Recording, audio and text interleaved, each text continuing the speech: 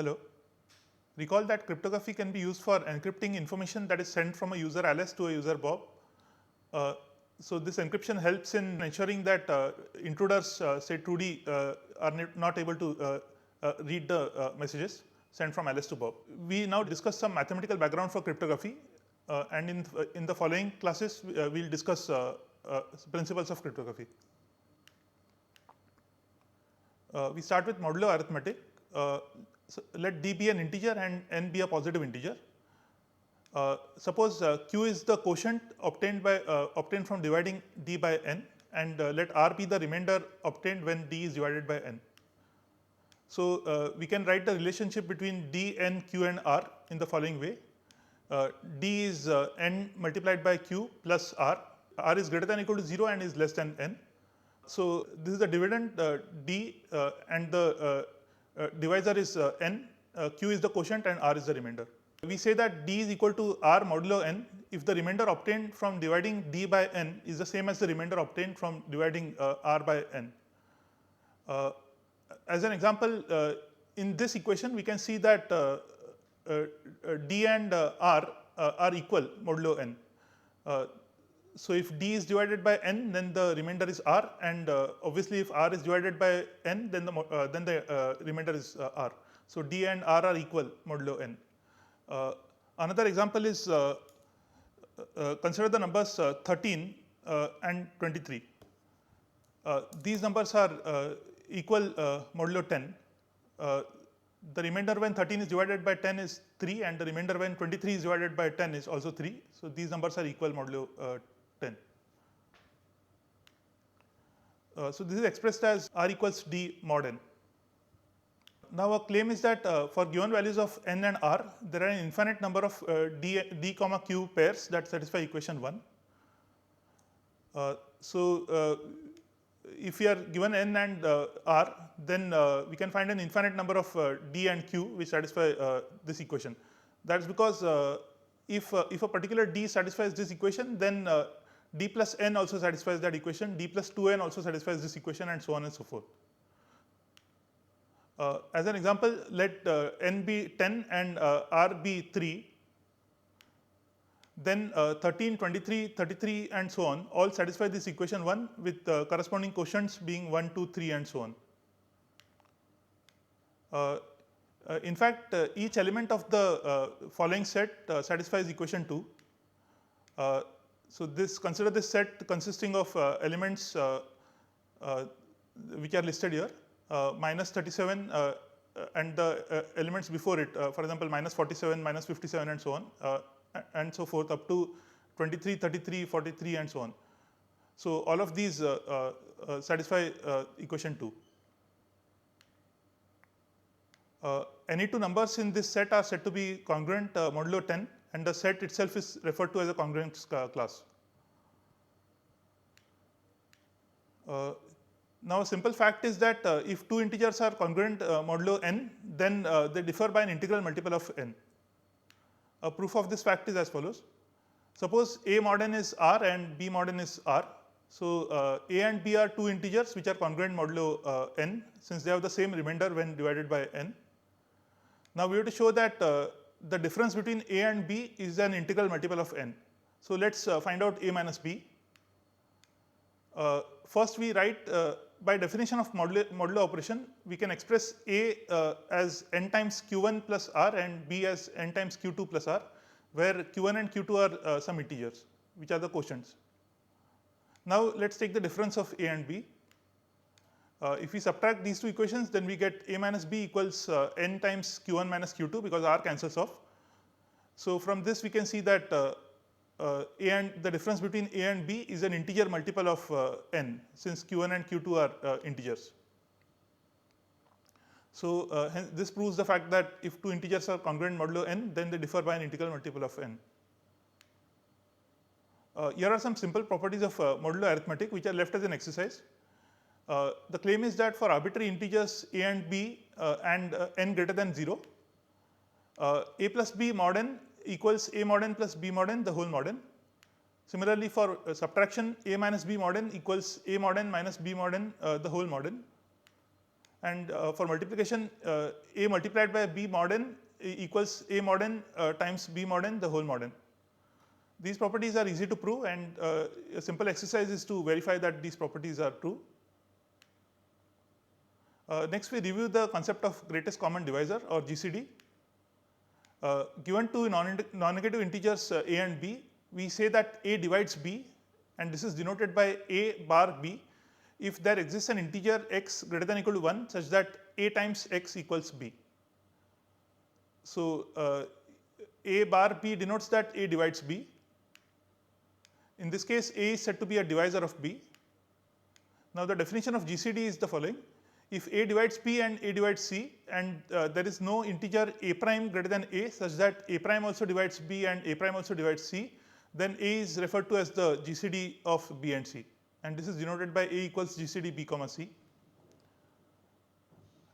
So, a is the greatest integer which divides b and c. So, it is the greatest common divisor. An example is the GCD of 24 and 78 can be found by inspection, and it is 6. Another definition is that if GCD of two numbers b and c is 1, then we say that b and c are relatively prime, also known as co-prime numbers. A positive integer is prime if it is co-prime with all the positive integers less than it. Another way to say the same thing is that a positive integer is prime if it has only two distinct factors, the number itself and 1. So, this is an equivalent definition. For example, the integers 14 and 9 are co-prime because their GCD is 1, but neither is a prime number. So, for example, 14 has factors 7 and 2 and 9 has factor 3. So, they have factors other than the number themselves and 1. So, they are not prime, but these integers have GCD 1, so they are co-prime. We now discuss Euclid's algorithm. Euclid's algorithm can be used to find the GCD of two integers b and c. Without loss of generality, let b be greater than c. The first step is to divide b by c, explicitly showing the quotient q and the remainder r. So, we write the following: b equals c times some quotient q plus r. Then in every following step, we write a similar equation that is illustrated by this example here. In this example, we compute GCD of 161 and 112. So, 161 is the number b in this example, and 112 is the number c in this example. In the first step, as we said, we write b equals cq plus r. The quotient q is 1 and the remainder r is 49. Then in the next step, the new dividend, which is the leftmost number, that is 112, and the new divisor, which is this number 49 to the right of the equal sign, these are respectively the divisor and the remainder from the previous step. So, the divisor from the previous step, that is 112, becomes the dividend now, and the remainder from the previous step 49 now becomes the divisor. So, we write an equation similar to that in step 1. 112 equals 49 into 2 plus 14. 2 is the quotient and 14 is the remainder.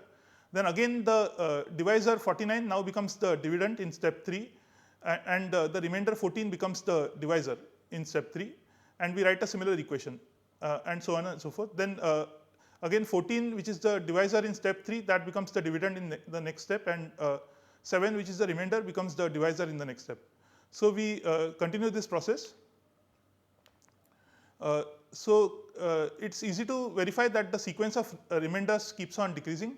So, the remainder is in the first step is 49, then in the next step it is 14, then 7 and then 0. Since the remainder is a non-negative integer, the sequence is finite. So, after a finite number of steps, the sequence ends and we get a remainder of 0. But the question is, does the sequence always end with a remainder of 0? The claim is yes, the last remainder is always 0, because if not, then we can do another division and continue this until we get a remainder of 0. Eventually, the remainder will become 0, or the remainder will be 1, in which case we will do another division and then the remainder will become 0. So, the last remainder is always 0. So, the sequence of divisions continues until a remainder of 0 is encountered. Now the following are two key observations about the above procedure. So we have to show that this procedure indeed provides the GCD of B and C. So we'll show that using the following two observations. The first observation is the following: GCD of B and C divides every non-zero remainder. So in this example, we'll see that the GCD of 161 and 112 is 7. We can see that 7 divides 49, 7 divides 14, and 7 divides 7. So the GCD divides every non-zero remainder. Now let's prove this property. Consider dividing each term of the equation in step 1 by GCD of B and C. So consider GCD of B and C, whatever it is. This is B, this is C. If we divide this equation throughout by GCD B comma C, then we'll get a positive integer here. We'll get a positive integer here. So this is an integer and this is an integer. So if we divide this remainder by GCD B comma C, then we must get another integer. Otherwise, if we don't get an integer by dividing this by GCD B comma C, then it would mean that a fraction equals some integer, which is not possible. So hence, it follows that this 49 is divisible by GCD B comma C. So GCD B comma C divides this remainder. Now consider step 2. Here we have shown that 49 is divisible by GCD B comma C, and 112 is divisible by GCD B comma C, since this is C itself. So again, we can divide throughout by GCD B comma C, and that leads us to infer that 14 is divisible by GCD B comma C. And we can repeat this procedure, and that proves this claim that GCD B comma C divides every non-zero remainder in this sequence. So this proves the statement in 1, that is GCD B comma C divides each non-zero remainder. Now another observation is the following: the remainder just above the 0 in this procedure is GCD B comma C. So in this example, 7 is the GCD of 161 and 112. We now prove this property. Let G be the GCD of B and C. So we have shown that every remainder in this sequence, every remainder is divisible by GCD B comma C. So hence this remainder just above the 0 is divisible by GCD B comma C. So hence there are only two possibilities: either the remainder equals G itself, or it is a multiple of G, say K1 times G, where K1 is some positive integer which is greater than 1. Now we'll show that K1 is actually 1. The divisor in the penultimate step is a multiple of G, say K2 times G, where K2 is greater than K1. The last step can then be expressed as follows: K2 times G equals K1 times G times Q prime, where Q prime is the quotient in the last step. So G cancels off in this equation, and we get K2 equals K1 times Q prime. Now the claim is that GCD of K1 comma K2 is 1.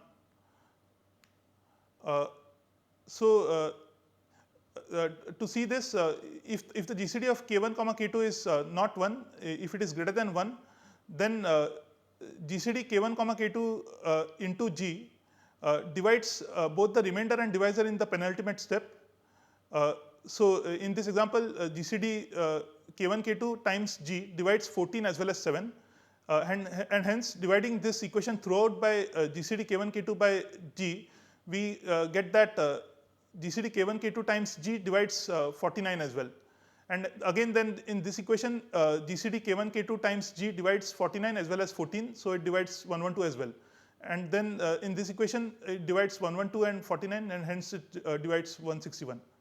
So hence, since GCD K1 K2 times G divides 161 as well as 112, it follows that the GCD of B and C, that is 161 and 112, is greater than G. It is equal to GCD K1 K2 times G. So that is a contradiction. So hence GCD K1 K2 must be equal to 1. Now since K2 is K1 times Q prime, the GCD of K1 K2 is equal to K1. That's because Q prime is greater than or equal to 1. So from this equation, it follows that GCD K1 K2 equals K1.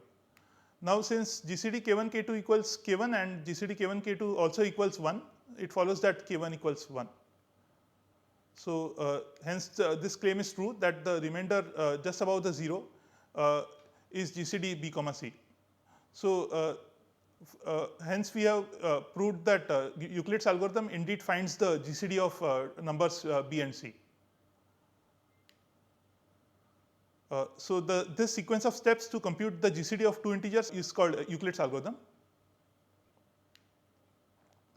We now discuss another useful result, that is the GCD theorem. So, again recall this procedure, Euclid's algorithm. From Euclid's algorithm, the following result follows. Given two integers b and c, there exist two integers x and y such that b times x plus c times y equals GCD of b comma c. So, we demonstrate this theorem by an example. Suppose again that b is 161 and c is 112. Then from step 3, we can write the following. 7 equals 49 minus 14 into 3, that follows from step 3. We want to eliminate 14 from this equation. So, we can substitute for 14 from this equation, that is step 2. We substitute for 14 from step 2 into this equation to get the following. 7 equals 49 minus 112 minus 49 into 2 times 3. So, we can multiply out this 3 to get the following. 7 equals 49 into 7 plus 112 into minus 3. Now, we want to eliminate 49 from this equation. So, we substitute for 49 from step 1 to get the following. 7 equals 161 minus 112 into 1 the whole times 7 plus 112 times minus 3. So, substituting for 49 from step 1, we get this equation. Now, this can be rewritten in the following way. 161 times 7 plus 112 times minus 10 equals 7. This equation, notice that this equation is of the form b times x plus c times y equals GCD b comma c, where x is 7 and y is minus 10, and the GCD is GCD of b comma c is 7. So, in this way we have found out these integers x and y such that bx plus cy equals GCD b comma c. So, this is a useful corollary of the GCD theorem. If b and c are relatively prime, then there exist integers x and y such that bx plus cy equals 1. So, this corollary follows because if b and c are relatively prime, then their GCD is 1. So, in this equation the GCD just becomes 1. So, hence we get bx plus, there exists integers x and y such that bx plus cy equals 1. So, in cryptography we often need to compute the multiplicative inverses modulo a prime number. In particular, suppose n is a prime number. The multiplicative inverse of a number a modulo prime number n is defined to be a number b such that a times b mod n is 1. So, the multiplicative inverse of a modulo n is a number b such that ab times mod n is equal to 1. Now, corollary 1 can be used to obtain the inverse of c modulo a prime number b. So, this can be done as follows.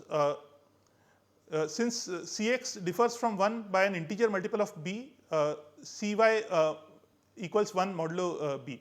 So, we can take modulo b throughout this equation. So, bx mod b equals 0 since bx is a multiple of b. So, taking modulo b throughout this equation, we get that Cy mod b equals 1. Hence, y mod b is the inverse of c. So, from this equation we can find out the multiplicative inverse of c mod b. So, the multiplicative inverse is y mod b. So, hence this is a useful corollary. Given numbers b and c where b is prime, we can find the multiplicative inverse of a number c modulo b, and that can be done by first finding integers x and y such that bx plus cy equals 1, and then noting that y mod b is the multiplicative inverse of c. The formal procedure to obtain the inverse of C modulo B is called the extended Euclidean algorithm, and this is an automated version of this example. We won't discuss the details, but it is evident from here that we can easily extend this procedure to find out the multiplicative inverse of any number. We'll use this fact later on when we discuss the RSA scheme for cryptography, which is a cryptography scheme. So we'll discuss this. We'll use this fact later on in that context. Next, we discuss the Chinese remainder theorem. It is used to prove several results in cryptography. Suppose we want to solve the following set of equations: x mod 5 equals 2 and x mod 7 equals 3. This is an example where the Chinese remainder theorem is applicable. First, we note that if x is a solution to this set of equations, then x plus 35k is also a solution for every integer k. That's because we note that x plus 35k mod 5 equals is the same as x mod 5. That's because 35k mod 5 is 0. And similarly, x plus 35k mod 7 is x mod 7. So x plus 35k is also a solution for every integer k. So hence, this is an infinite number of solutions. But is there a unique solution modulo 35? So in the range of integers 0 to 34, is there a unique solution? It follows from the Chinese remainder theorem that the answer is yes. Now, by inspection, we can see that a solution to the above set of equations is 17, because 17 mod 5 is 2 and 17 mod 7 is 3. The Chinese remainder theorem implies that this is a unique solution modulo 35. Now, this is the formal statement of the Chinese remainder theorem. Suppose n1, n2, and so on up to nk are relatively prime numbers where k is a positive integer. And let capital N be n1, n2 up to nk. Consider the following set of equations: x mod n1 equals x1, x mod n2 equals x2, and so on and so forth up to x mod nk equals xk. The claim is that this set of equations has a unique solution for x modulo capital N. An example of the Chinese remainder theorem is this set of equations that we discussed earlier. In this case, n1 was 5 and n2 was 7 and capital N was 35. So this system of equations has a unique solution for x mod n. To gain more insight into the Chinese remainder theorem, we'll demonstrate the existence of such a number x which satisfies all these equations. We'll not prove the uniqueness of x. So to see a proof of the uniqueness of x, you can refer to a textbook on number theory, but we'll show that we can construct a number x which satisfies all these equations. Consider the factorization of an integer n. N can be written as n1, n2 up to nk, where n1, n2 and so on up to nk are pairwise relatively prime. That is, the GCD of ni and nj equals 1 for every I and j.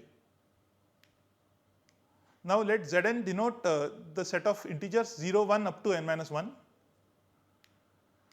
Consider the mapping f from Zn to Zn1 cross n2 cross up to cross Znk.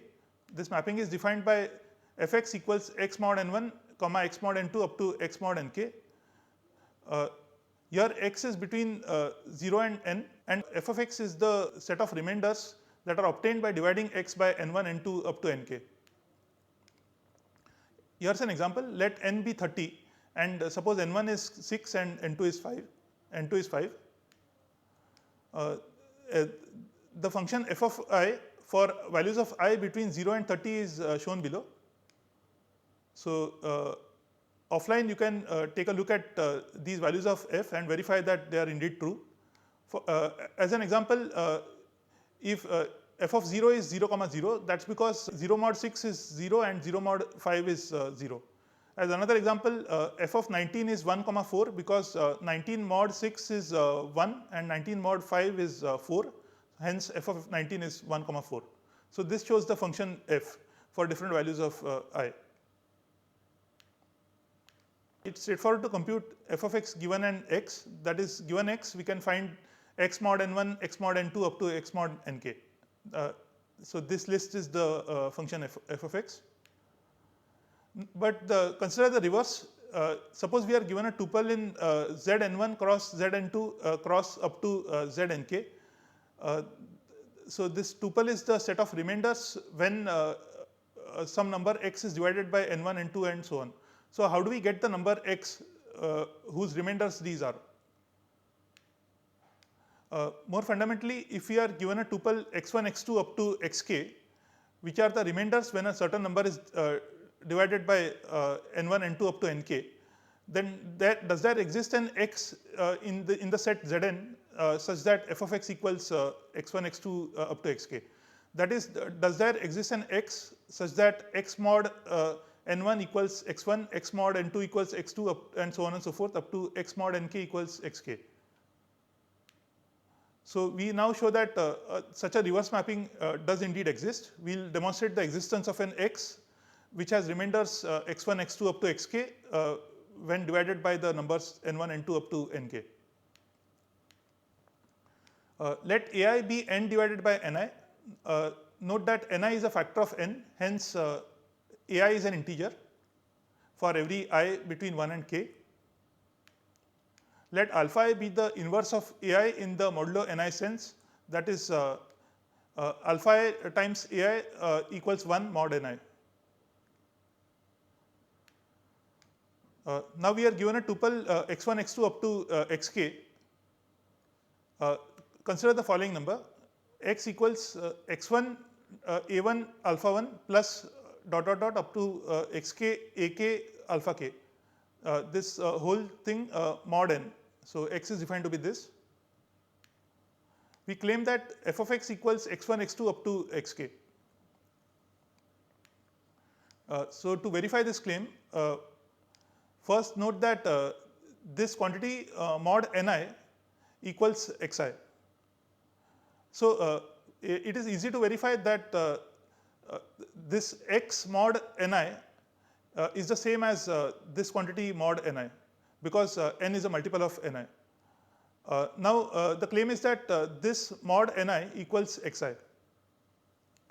So to verify, to show that this is indeed true, for a given value of ni, this term xi times ai times alpha I mod ni equals xi, because ai times alpha I mod ni is 1, because ai and alpha I are inverses modulo ni.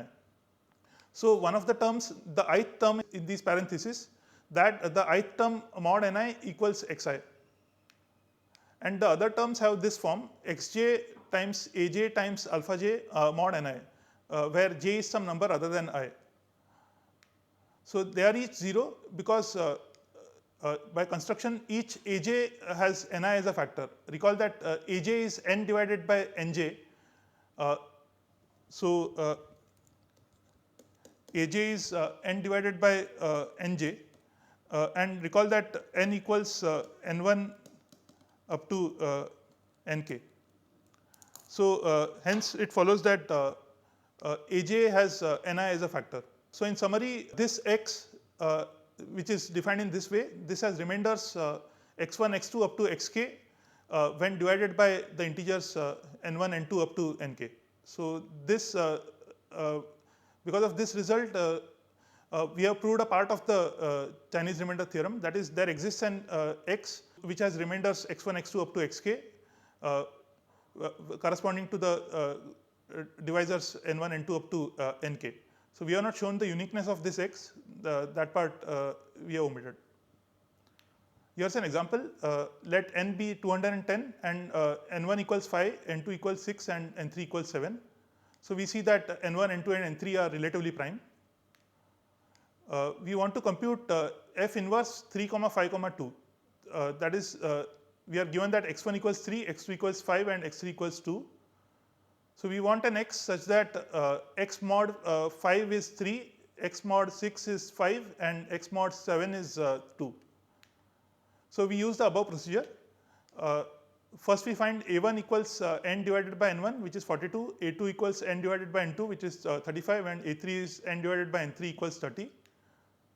Now, the inverses are as follows. Alpha 1 is 42 inverse mod 5. You can check that this inverse is 3. Notice that 42 multiplied by 3 mod 5 is so it is 126 mod 5, which is 1. So, hence 3 is the multiplicative inverse of 42. Similarly, 35 inverse mod 6 is 5 and 30 inverse mod 7 is 4. Now, let x be this expression which we discussed earlier. Now, let us substitute all the quantities that appear in this expression. So, substituting and then simplifying, we get 1493 mod 210, and that turns out to be 23. We can verify that 23 mod 5 is 3, 23 mod 6 is 5, and 23 mod 7 is 2. So, hence the remainders are 3, 5 and 2 as required. So, this is an illustration of the Chinese remainder theorem. This concludes our review of mathematical background for cryptography. In the next few lectures, we will discuss the principles of cryptography. Thank you.